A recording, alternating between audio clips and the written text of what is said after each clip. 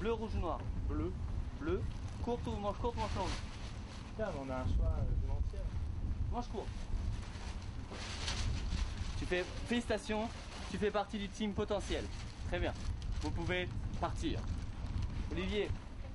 Après cette cérémonie très officielle de remise de l'ICRA, vous aurez compris que c'est Potentiel qui s'occupe de l'organisation. Et oui, on ne change pas une équipe qui gagne. L'an dernier, l'étape Martinique du Caribbean Kite Tour avait plutôt bien fonctionné. Alors pour cette fois, on vous resserre la même chose. La plage, du vent, des couleurs, du son et par moments du soleil. Oui, j'ai bien dit par moments.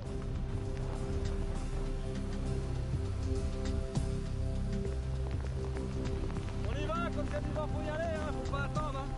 Même si niveau la prise, c'est pas gagné.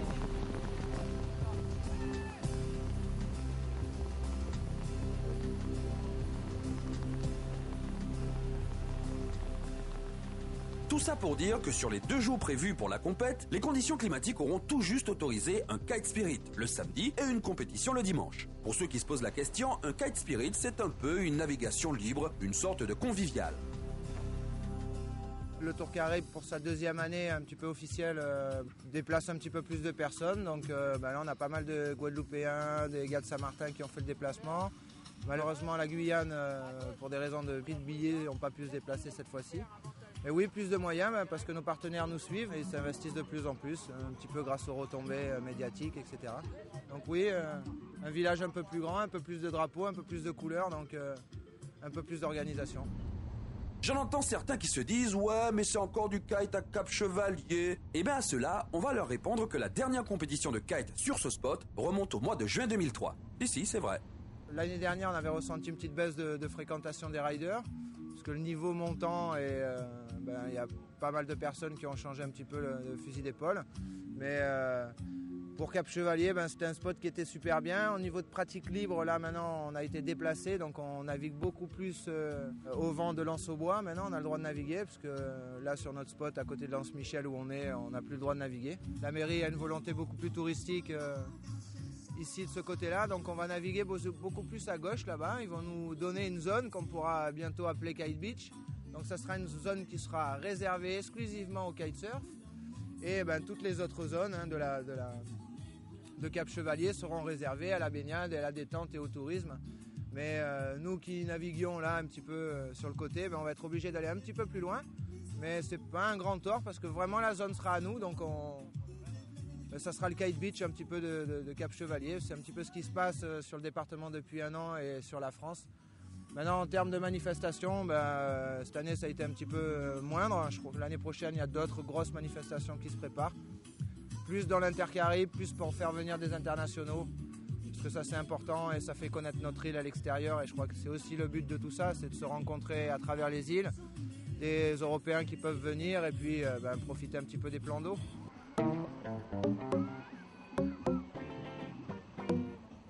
Et les solutions, quand il y a pétole, c'est sortie en kayak, planche à voile pour les jeunes et massage pour les vieux rouillés.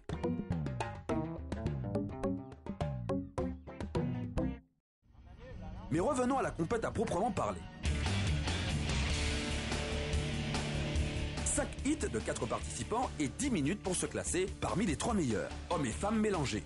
Désolé mesdames, mais c'est vrai qu'avec 2 participantes, on a beau chercher des combines, c'est dur de créer un tableau féminin. On retiendra que c'est une nouvelle fois Laurence Linière qui s'impose devant Chloé sur cette étape.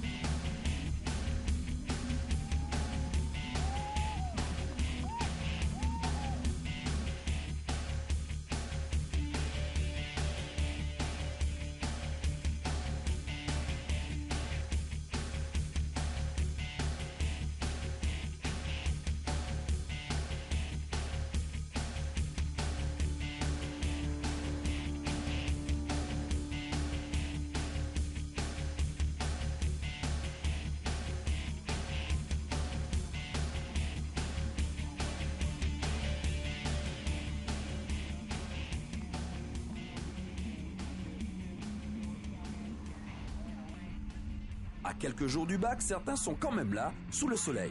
Tranquille les gars, ils se font une compète. Ça va? Hein? Pas trop stressé, non? C'est cool? Après Saint-Martin, c'est clair que j'avais un peu la hargne de refaire une petite compétition pour me remotiver, parce que je m'étais un peu ramassé. Mais j'ai eu des notes de bac blanc, comme quoi ça s'était bien passé. Donc du coup, je me suis dit, allez, je peux me permettre de faire une impasse aux révisions et de venir naviguer pour la compétition et de reprendre les révisions après, quoi.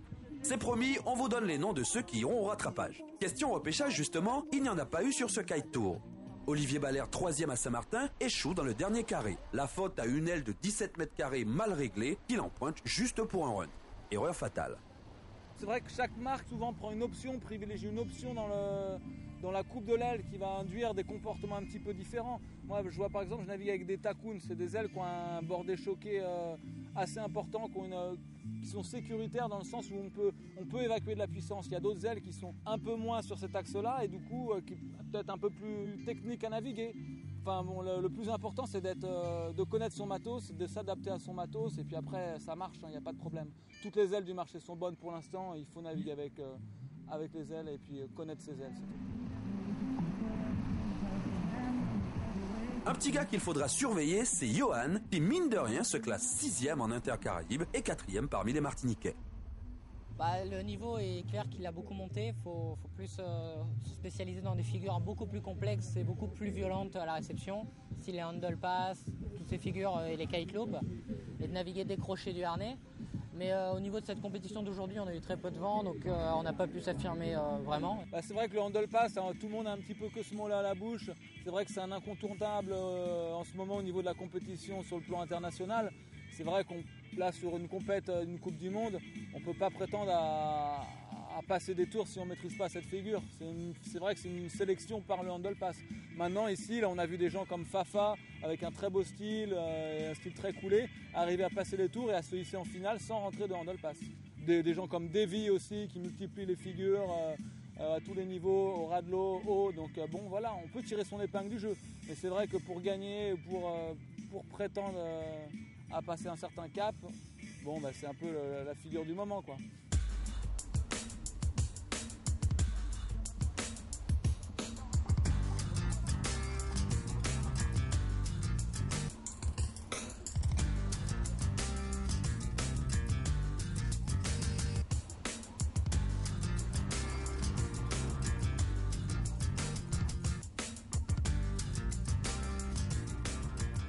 En finale, Harold termine premier devant Jérémy, Davy et l'inusable Fafa. C'est toujours sympa de faire une finale vu que forcément il y a du monde, tout le monde a un bon niveau et sa bataille dure, donc on est toujours content quand on arrive en finale. Moi je le prends très cool, mais bon à chaque fois je me place pas trop mal, donc on va voir le 3e tour en Guadeloupe. On va essayer d'être là-bas et puis de s'amuser encore et faire quelques petits résultats. Ouais. J'étais pas à Saint-Martin, là je rongeais mon frein, j'étais dans la cabine des juges avec ma côte en vrac, donc voilà. Je suis super content d'être là aujourd'hui. Et puis là, je vois qu'il y a une organisation en béton. Je sais pas si tu as vu comme on est accueillis. C'est parfait, quoi. C'est génial. Il manque juste un petit peu plus de vent là, mais bon, ça on peut rien y faire. Eole est le seul maître à bord. Donc voilà, j'espère que ça va monter un petit peu ce soir et que le public ait du grand spectacle.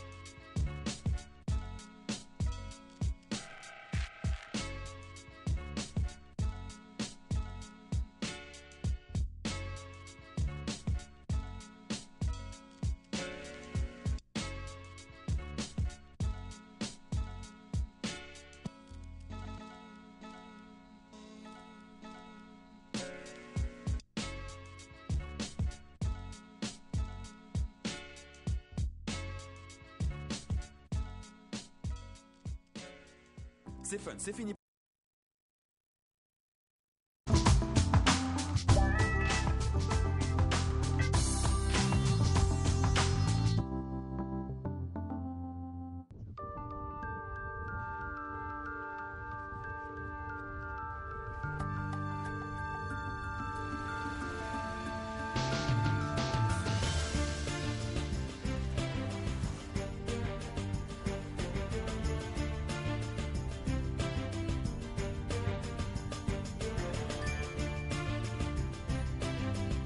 Et de 2, franchement j'espère qu'il n'y aura pas une troisième annulation du fameux speed crossing de kitesurf mondialement attendu en Martinique, car on commence vraiment à s'impatienter un peu.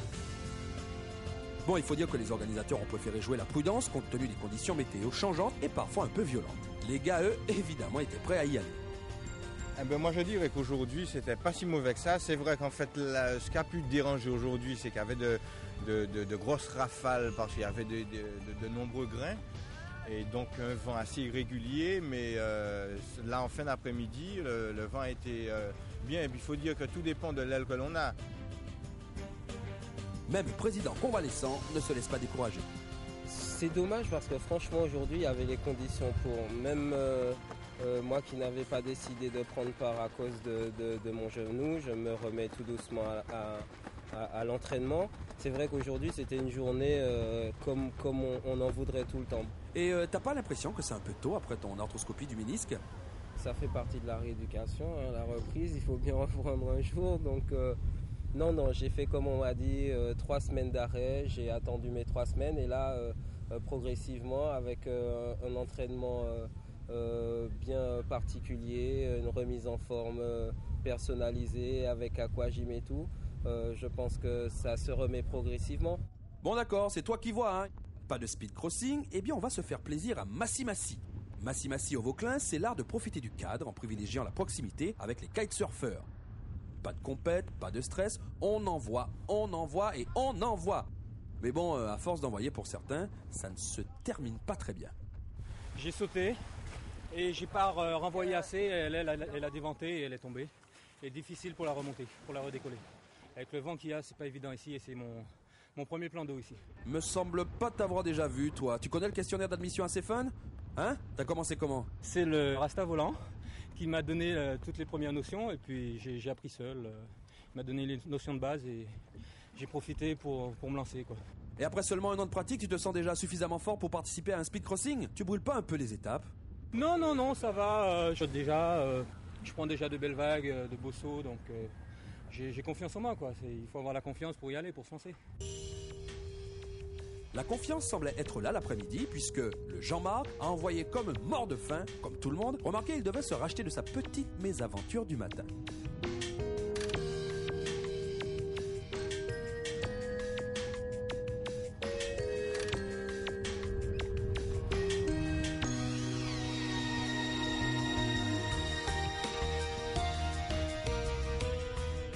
Les conditions se sont arrangées cet après-midi, donc on a eu l'occasion de voir un petit peu des mecs naviguer. C'est surtout ça, se retrouver un petit peu comme les conviviales. Là on s'est retrouvés, c'était pas au sein d'une compète, ce sera la prochaine fois. Au fait, Arnaud, il semblerait que tu aies exporté ton savoir-faire à Saint-Martin, c'est vrai ça? Saint-Martin, c'est le début d'une liste. Il y en a une qui est prévue quand même fin mai ici, donc on me reverra en tant qu'organisateur. Je ne sais pas si je vais me couper les cheveux, mais on verra. Mais c'est la première manche de l'Intercaraïbe. La deuxième, c'est donc la Martinique qui l'organisera. La troisième sera en Guadeloupe. Et pour l'instant, on n'a pas encore de nouvelles de la Guyane. Donc c'est le premier d'une grande chaîne, quoi, qu'on aimerait bien agrandir sur des pays étrangers l'année prochaine, style Barbade, Sainte-Lucie ou quoi que ce soit. Le concept du speed crossing n'est pas tombé à l'eau, on attend juste les bonnes conditions. Apparemment, l'idée semble faire son chemin. L'idée est lancée, c'est une bonne idée parce qu'effectivement aujourd'hui on a vu qu'il n'y avait pas que les mêmes qu'on retrouve sur les compétitions de freestyle.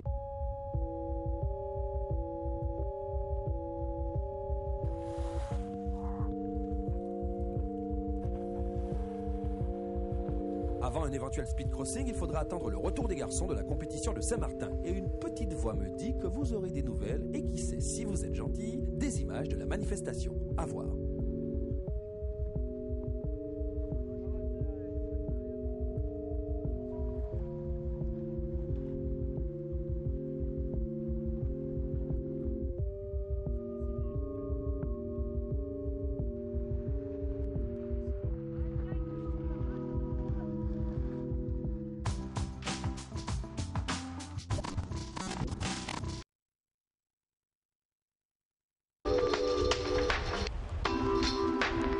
En Strabo, certains disent que c'est la plus belle plage de la Martinique.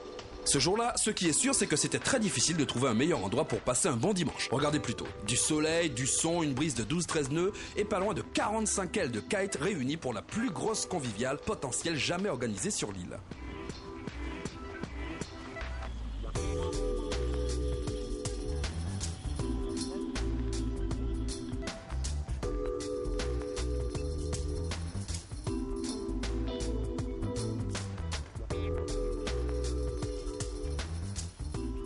Pas une compète, c'était une conviviale. C'est ce qui a fait un petit peu le fort de Potentiel depuis 3 ans. On organise des manifestations qui sont plus des rassemblements et de promotion du kitesurf. Donc il n'y avait pas véritablement de compétition, quoi. Tout le monde est allé à l'eau, tout le monde est arrivé à l'heure qu'il voulait, et tout le monde a navigué à sa convenance, on va dire. Donc c'est vraiment une conviviale. Je crois que c'est quelque chose qui plaît énormément puisque les compétitions sont restrictives, alors que la conviviale c'est bon enfant et c'est pour tout le monde, quoi. Du très très bon au pas bon, ils peuvent tous naviguer pendant 2 heures ou 3 heures, alors qu'une compète, ça les oblige à naviguer dans un panel bien particulier, c'est un petit peu chiant. Il y avait l'air, il y avait des ailes qui naviguaient, c'était bien. Ça aurait pu être mieux avec 5-6 nœuds supplémentaires, où là on aurait pu sauter et vraiment s'exprimer, mais c'est un super présage pour l'année 2004, donc voilà. Ce petit gars qui râle là, il en fallait bien, vous me direz. C'est un des tout meilleurs de l'île. On ne vous l'avait pas présenté, c'est normal, c'est la première fois qu'on le croise. Donc c'est vrai que je bouge pas mal et que je varie un peu les spots. J'essaie de m'entraîner en Martinique, mais aussi d'aller m'entraîner à droite à gauche, de suivre les circuits de compétition et puis d'aller faire des reportages dans des endroits qui sont un peu partout dans le monde, quoi.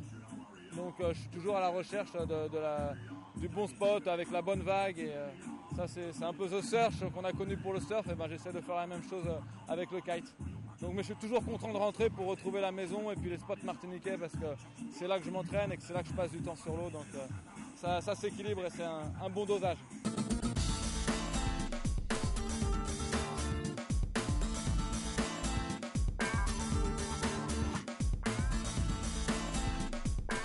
En ce qui concerne les manifestations locales, et contrairement à l'an dernier, le calendrier des compétitions sera beaucoup moins chargé en 2004. Pas seulement parce qu'Arnaud souhaite changer sa casquette d'organisateur pour reprendre celle du rider, mais parce qu'il se trame quelque chose de bien plus important pour les années à venir. En fait, Potentiel a fait pendant 2-3 années un travail de ligue. Et là, on est en train de monter la ligue, donc c'est à elle d'organiser un championnat. Nous, c'est plus de la promotion du sport, c'est ce qui est marqué dans nos statuts, en fait. Donc dans le but de l'association. L'activité commence à être légiférée. Donc c'est vrai qu'au niveau de la création de la Ligue, on a mis du temps. En fait, elle est créée depuis 1 an, mais on n'a pas, à part Arnaud, c'est vrai qu'on n'a pas trop œuvré pour la mettre en route. On s'est appuyé sur Potentiel. Ceci dit, maintenant la Ligue est en place, donc on essaiera de mettre en place un calendrier de Ligue, enfin faire vraiment office de Ligue. Donc essayer d'avoir des partenaires également pour les jeunes riders qui montent, essayer de trouver des partenaires aussi pour les déplacements, mettre en place le championnat de la Martinique et travailler en étroite collaboration avec la Fédé. C'est-à-dire que le kite passera d'un stade individuel à celui de travail de groupe. Réunir les forces pour être plus fort à l'extérieur. Effectivement, œuvrer pour faire en sorte que qu'on ne stagne pas sur l'île avec un niveau qui mérite de pouvoir s'exporter. L'idée c'est de bouger, d'aller rencontrer d'autres personnes, c'est comme ça que le niveau progresse et qu'on voit ce qui se passe ailleurs. Quand on reste sur l'île, on est entre nous, on tourne entre nous, il y a une émulation locale, mais bon, profiter de l'émulation internationale, c'est autre chose, quoi. C'est d'autres figures, c'est des gars à la pointe du niveau, et bon, ouais, c'est intéressant qu'on bouge ensemble, c'est sûr. Et vous verrez que d'ici quelques temps, la Martinique sera la Mecque du kitesurf. Il faut savoir qu'en fait, la Fédération française de vol libre, elle s'est appuyée sur le travail de Potentiel pendant 2 ans pour valider maintenant la même chose sur tout le territoire français. C'est-à-dire que maintenant, chaque ligue doit valider un championnat dans son ensemble pour arriver à sortir les meilleurs qui, eux, se rencontreront en championnat de France. Changement auquel il faut ajouter un autre point de taille, puisque pour les prochains championnats de France, il n'y aura pas qu'un représentant pour tout l'arc antillais comme c'était le cas jusqu'à présent, mais un représentant par département. Pour ceux qui veulent rester ici, et je les comprends, sachez que d'autres manifestations seront proposées dans les prochains mois, alors tendez l'oreille du côté de Capcheux et de la Pointe-Fola.